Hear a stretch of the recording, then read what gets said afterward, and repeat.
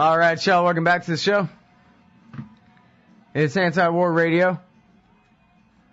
I'm Scott Horton, and our first guest on the show today is the great Gareth Porter, independent historian and journalist, writes for Interpress Service, ipsnews.net, and we keep all of it at original.antiwar.com/Porter. And his brand new piece is in the top headlines today at antiwar.com. Dempsey, that is the chairman of the Joint Chiefs of Staff, General Martin Dempsey, told Israelis U.S. won't join their war on Iran. How do you know that? Gareth, welcome to the show.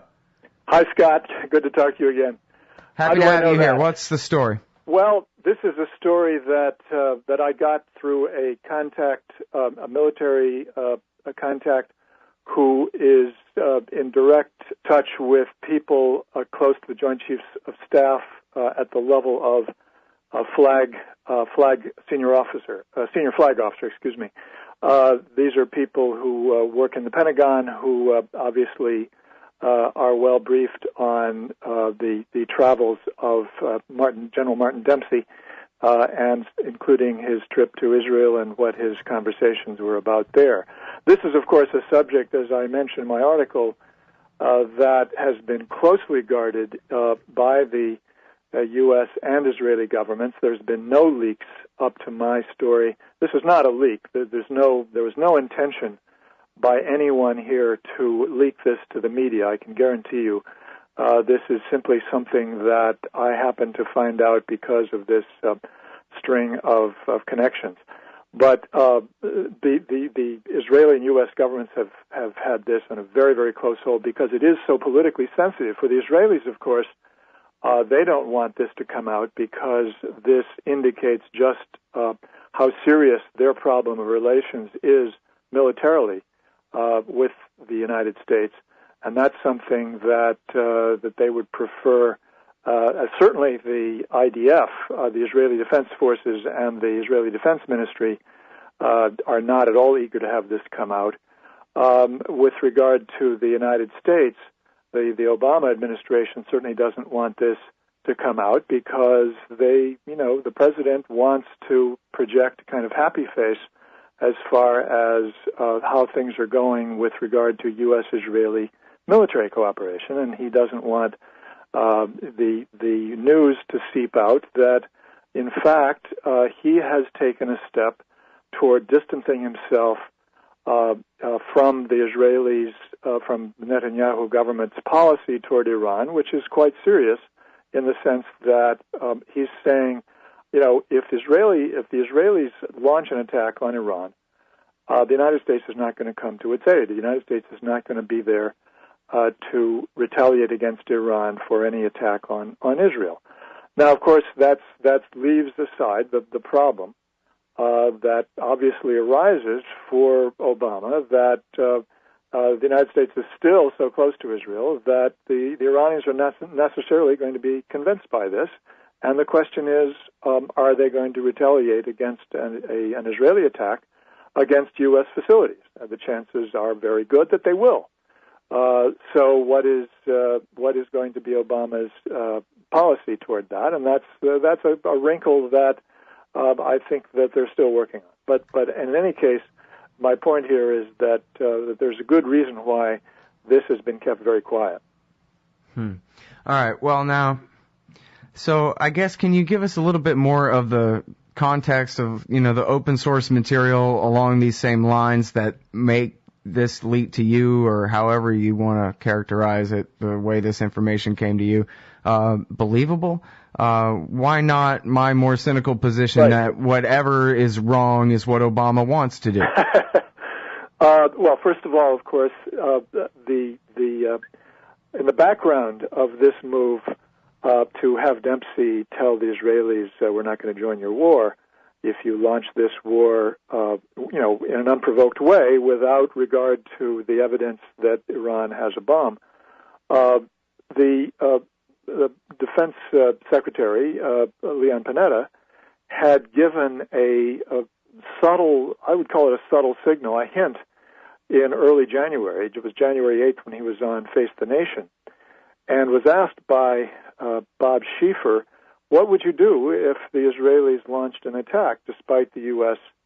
opposition to doing so under present circumstances? And the first answer that Panetta gave was, well, we think we have common interests with Israel with regard to the problem of Iran, and therefore, in so many words, he said, we need to have cooperation, we need to have coordination of our policies, meaning, of course, that the Israelis need to give the United States a veto power, in effect. He didn't say that, but that's clearly what was the import of what he was saying.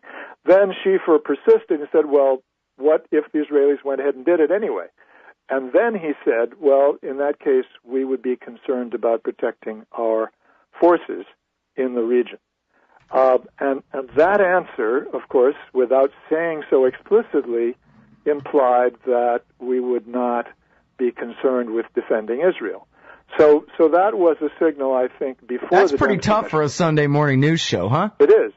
I mean, I think that's going pretty far, although, obviously I think that in the end, the Obama administration is going to have to be much more forthright, much more public about this in order to be convincing. Because they have to convince Netanyahu, who will just push his luck if he doesn't make it that big of a public stand. Is that what you're saying? I think they have to convince the Iranians and the Israelis that we mean business about this. Because, first of all, let's talk about the Israeli side of it. The idea, and we've talked about this before, but it bears repeating over and over again, because I think this is the fundamental problem that we face in this triangle. The Israelis understand, and even Netanyahu, as sort of extremist as his thinking clearly is, understands that an Israeli attack on Iran is not going to be a decisive blow. It's going to be a temporary setback to the Iranian program, but will not stop it, and in fact, in some ways, is likely to be a trigger for an acceleration of a program, and probably, let's face it, it would be a decisive factor in Iran's decision to go for a nuclear weapon if it were attacked by Israel in an unprovoked way. And so what he really is after in launching an attack, should he do so, is to provoke a war which would involve the United States and get the United States to do the dirty work of really destroying Iran's military power. And, as well, I mean, if there's going to be an attack, a serious attack by the United States on Iran, it would have to hit economic targets as well. And this is, of course, what the Israelis' supporters and apologists in the United States have been talking about for years. The neocon take on this was always that what we need is for the United States to really carry out very heavy bombing against the Iranian economic and military targets, and not to worry about civilian casualties. This, of course, was the rule mark direct screed, what I call the rule mark direct screed, a couple of years ago. Regime change from the air, but that doesn't work. Exactly. I mean, look, they couldn't do that in Serbia. Exactly, but that is what the hope has always been. So what Netanyahu is looking for is the opportunity to carry out an attack under circumstances where he would maximize the likelihood that he would get precisely that. And the timing for that, of course, now looks increasingly like the period of the U.S. presidential campaign of 2012, where he has a Republican candidate who is committed already publicly, rhetorically, to the Israeli position, more or less, that what really needs to happen is the United States and Israel working together to take military action against Iran. So I think that's in the background of this, and that's what the president is going to have to deal with publicly and give a very strong response to. All right, hold it right there. Everybody, it's Gareth Porter, independent historian and journalist, Interpress Service, IPSnews.net. We'll be back with more after this. All right, y'all, welcome back to the show. It's Anti-War Radio. I'm Scott Horton, and I'm on the line with Gareth Porter, independent historian and journalist for Interpress Service, IPSnews.net, original.antiwar.com/Porter. And so I want to rewind a little bit here to, well, let me check the date on this article, Gareth. It's from the 18th of January in Haaretz. Barak, that is former prime minister and now defense minister, leader of the Labour Party, Ehud Barak.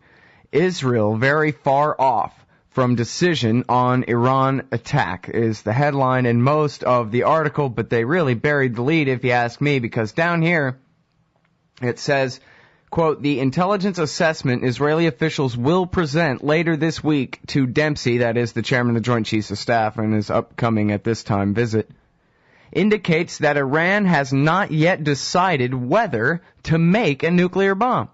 The Israeli view is that while Iran continues to improve its nuclear capabilities, it has not yet decided whether to translate these capabilities into a nuclear weapon, or more specifically, a nuclear warhead mounted atop a missile. This is basically directly the language of the National Intelligence Council and the American intelligence community.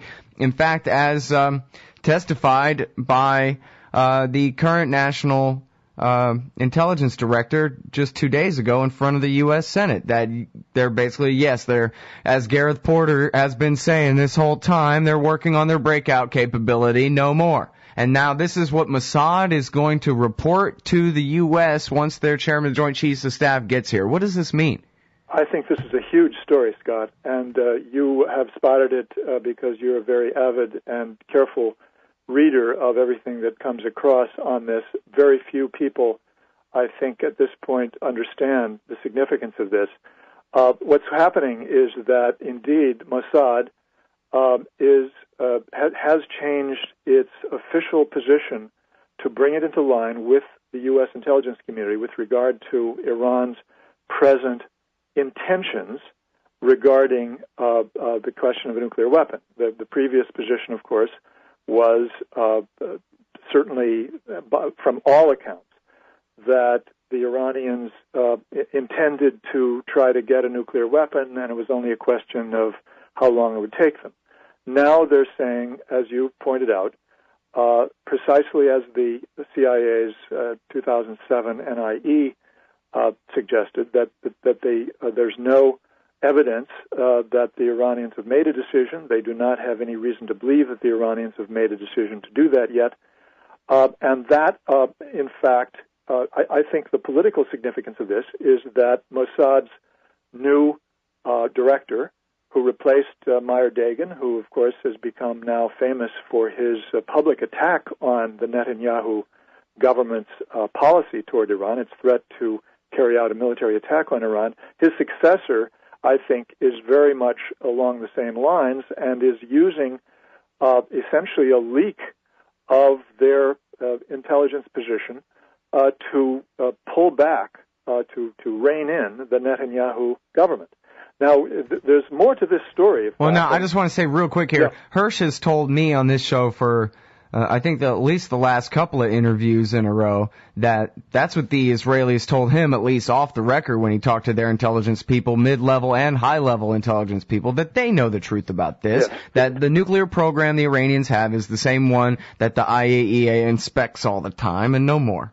And I think, there's no doubt that I was hearing, the viewpoint of those people who are very worried about the Netanyahu position, the Netanyahu policy on Iran.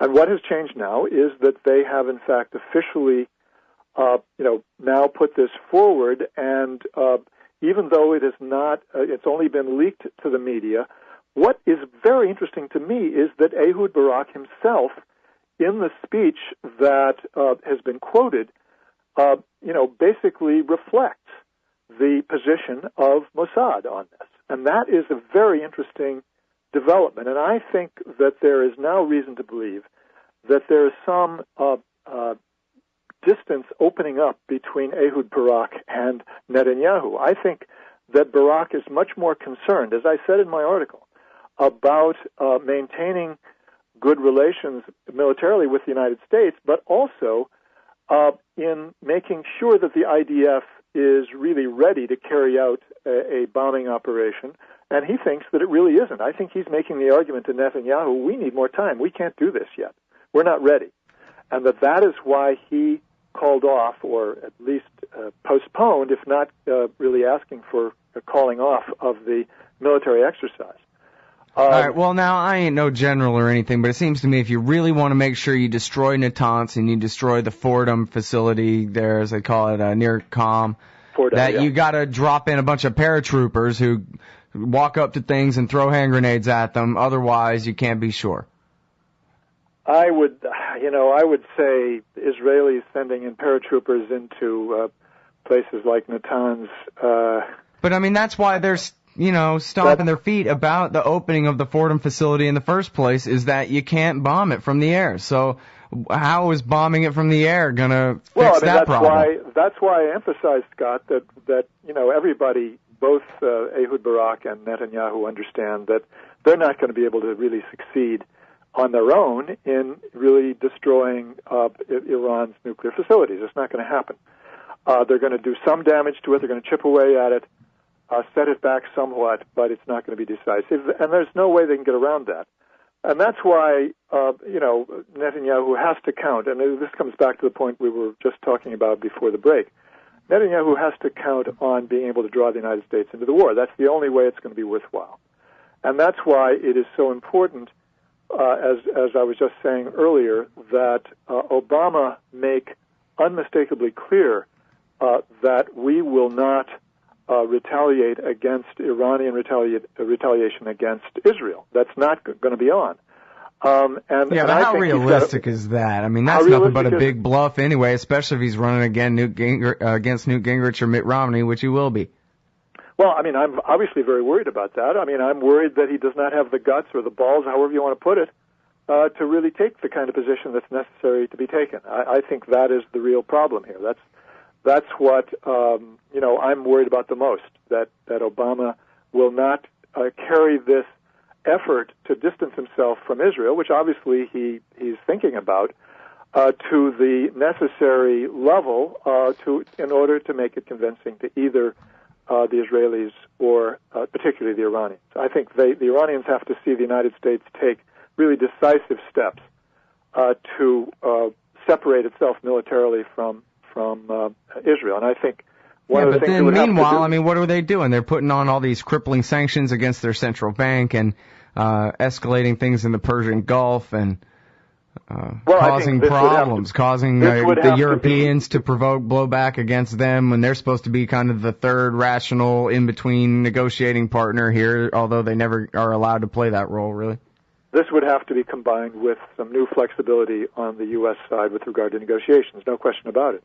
This has to be a package of moves by Obama in order to to have a real fire break. Yeah. Between Kate Gould at the Friends Committee, the Quaker group, she called it brown rice diplomacy. They've given it 45 minutes of trying to talk with the Iranians since Obama took office. Actually, brown rice diplomacy sounds too healthy for me. I think we need a different term for it.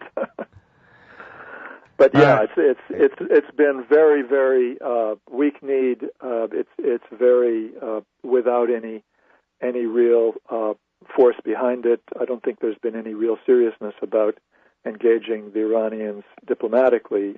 They have to go much farther toward an acceptance of Iranian enrichment, combined with trying to get the Iranians to agree, which I think they would, to a much more much more intrusive system of monitoring and surveillance than is now existing. And I don't think the Iranians have not had a problem with that in the past, as long as it was part of a package that was really moving towards some change in the overall relationship. And that's what's been missing. Well, what you need, too, though, in this story, I think, Gareth, is a source at the State Department. And what is Hillary Clinton's role in all this? Yeah. And at this point, that's something that I can't tell you that I have. I don't have somebody in the State Department who's going to say, here's what they're really thinking, what they're going to do. I really haven't had that in the past. So I'm sorry to say that I won't be able to, unless there's an unexpected source that pops up. I'm not going to be able to do that. Thanks, Gareth. All right. Good to talk to you, Scott. Original.antiwar.com/Porter.